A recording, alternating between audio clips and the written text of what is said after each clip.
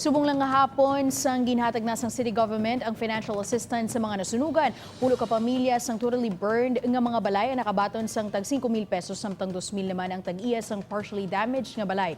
Ang dugang nga 5,000 pesos tag sa kapamilya ang ginaproseso pa.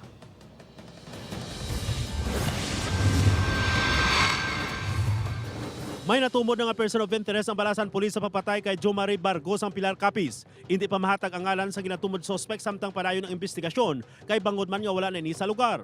Natumod ang person of interest base man sa payag sa mga saksi nga siya ang uli nga nakitaan nga kaupod sang biktima. Madumduman nga may laslas sa liog ang biktima sang inanasapwan sa talamnan sa barangay Dolores, Balasan, Iloilo sang nagligad nga simana.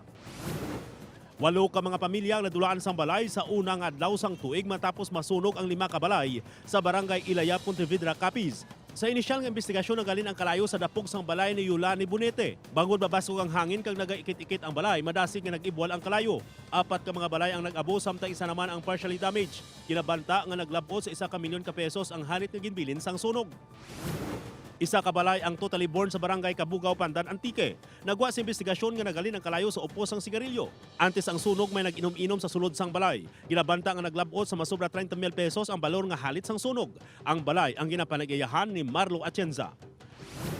Nagtaliwan na ang Chief Arson Investigator kag Supervisor sang Libertad Fire Station nga si FO3 Cornelio Silva. Si Silva ang bombero nga nabun-an sang pareho man sini nga bombero sa ila Christmas party sa nagligad nga simana. Una na nga napatay si FO3 Isaa Cabana matapos nga ginbuno ni Silva sang sila ang nag-inaway sa sulod mismo sang ila compound.